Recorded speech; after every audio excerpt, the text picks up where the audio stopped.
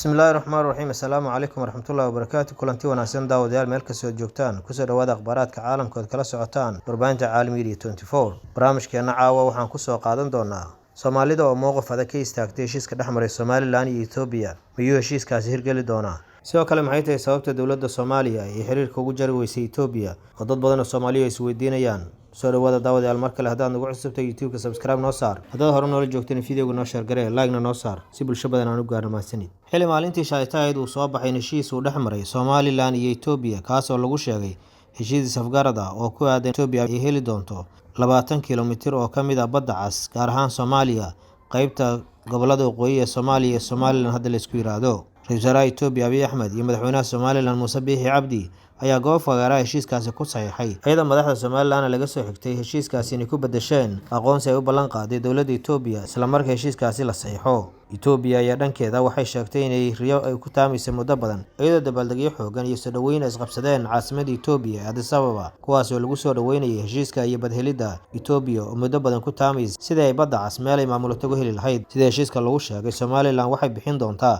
20 kiiloomitir oo badda halkaas Itoobiya ka dhisan doonto deked sidoo kale tan ciidamada badda Itoobiya ay saldhig ku yeelan doonaan madaxda Soomaalida oo ah kuwa xilka hayay kuwa aan xilka haynin ayaa si aad uga falceliyay hadalladaas ka soo yeeray madaxda Somaliland iyo Itoobiya madaxda hore wadanka soo maray oo ra'iisul wasaarayaal iyo madaxweynayaal isugu jira ayaa barahooda bulshada ku soo daawacay inay aad uga xun yihiin waxa ka soo yeeray Somaliland ee la xiriiray inay bad siinayso Itoobiya sidoo kale kulamo degdeg ah ayaa maanta ka dhacay magaalada Muqdisho ee caasimadda Soomaaliya golaha wasiirada oo kulan yeeshay ayaa qaraar ka soo saaray iyagoo tilmaamay in heshiiska ay galeen Somaliland iyo Itoobiya uu yahay mid aan waxba ka jirin sidoo kale golaha wasiirada go'aankooda waxaa lagu sheegay in dawladda Soomaaliya ay u yeertay safiirka Soomaaliya u fadhiya Addis Ababa si wada tashi loola yeesho golaha xukuumadda jamhuuriyadda federaalka ee Soomaaliya waxa ay soo saareen qaraarka soo socda dawladda federaalka ee Soomaaliya waxay si adag u diidaysaa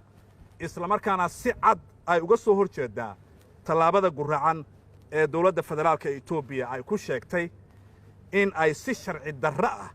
heshiis is-afgarad iskaashi iyo wada shaqayn ay kula gashay maamulka Somaliland gobolada waqooyi ee Soomaaliya taariikhdu markay ahayd shalay 1 bisha January 2024 magaalada Addis Ababa sida uu qabo hadaba dastuurka jamhuuriyadda federaalka ee Soomaaliya xeerarka dalkeena iyo xeerarka caalamiga ah Somaliland waxa ay tahay qayb ka mid ah jamhuuriyadda federaalka ee Soomaaliya dawladda federaalka ee Soomaaliya waxay u aragtaa tallaabadani mid gardarro ah oo halis gelinaysa daris wanaagga nabad ku wada noolaanshaha iyo xasiloonida gobolka oo markii horeba la daala dhacay dhibaatooyin kala duwan waxayna xadgudub iyo faragelin qaawan ay ku tahay madax banaanida gobonnimada iyo midnimada jamhuuriyadda federaalka ee Soomaaliya waxa lagu sheegay heshiis is-afgarad iskaashi iyo wada shaqayn waa waxba kama jiraan ma ahan mid ay aqbalayso dawladda federaalka ee Soomaaliya hadal ka soo baxay golaha wasiirada ayaa sidoo kale waxa baaq loogu diray ururada jaamacadda Carabta ururka midowga Afrika iyo sidoo kale goboleedka IGAD Soomaaliya waxay sheegtay in Itoobiya ay xadgudub xoogan ku sameysay madax banaanida dalka Soomaaliya sidoo kale kulan ay isugu yimaadeen labada aqal ee baarlamaanka madaxweynaha Soomaaliya oo khudbad ka jeediyay sidoo kale tan goobjoog ahaayeen golaha wasiirada Soomaaliya ayaa waxa si adag looga soo horjeestay heshiiska ay gaareen Itoobiya iyo Somaliland madaxweynaha Soomaaliya Xasan Sheekh Maxamuud waxa uu sheegay intuu madaxweyne yahay iyo markuu xilka ka dagay intaba inuu u dagaalami doono madax banaanida Soomaaliya taa ka mid ah dhulka Soomaaliya aan ogolaan doonin in la bixiyo madaxweynuhu wuxuu si cad u sheegay in qof Soomaaliya oo xil haya maamul goboleed ama dawlad dhexe ahaadee aan la ogolaan doonin in uu bixiyo qayb yar oo kamid ah Soomaaliya taako dhulka Soomaaliya kamid ah inay baxda ma ogolin sifo aan ku bixi karnana ma lihin andagu cid awood u leh dalka Soomaaliya cad kamid ah inay bixisahay ma jirto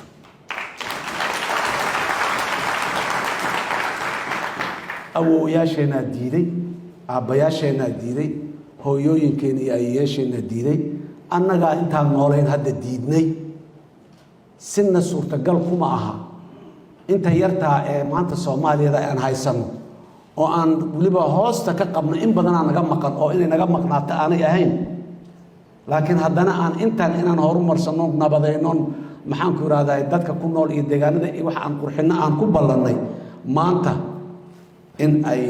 cad ka mid ah oo baxays dadka Soomaaliyeed ma ogola. shacabka Soomaaliyeed qaybo badan oo kamid ah ayaa ra'yadooda sidoo kale ka dhiibtay iyadoo la arkayay shacab ku sugan magaalooyinka Somaliland ay falcelin xoogan ay ka bixiyeen heshiiska Somaliland iyo Itoobiya. Maamulka xisbiga wadani ee Somaliland ayaa sidoo kale waxa ay sheegeen inay soo dhaweynayaan aqoonsi Somaliland ay helayso haddii Itoobiya ay siinayso waddan kale, laakiin waxay ka digeen in lagu tunto masiirka Somaliland oo ay sheegeen in maamulka Muuse Biixi heshiisyada uu galayo aanay ahayn kuwa xilligan habboon. Sidoo kale xisbiga wadani waxay sheegeen in madaxweynaha Somaliland Muuse Biixi uusan sharciyad iyo sidoo kale shacbiyadna u haysan inuu heshiisyo noocan oo kale ku galo, iyagoo sheegay inay sugayaan heshiisyadii lagu soo galay magaalooyinka Djibouti iyo si la mid ah Addis Ababa in la horkeeno golayaasha baarlamaanka ee Somaliland. Haddaba hadalhaynta bulshada Soomaaliyeed ayaa ah waxyaabaha ku soo beegay xilligan in Somaliland iyo Itoobiya ay heshiis galaan. Somaliland ay ku dhawaaqday inay bad siinayso Itoobiya iyadoo dhawaan maamulka Somaliland iyo dowladda dhexe ee Soomaaliya ay heshiis ku wada saxiixdeen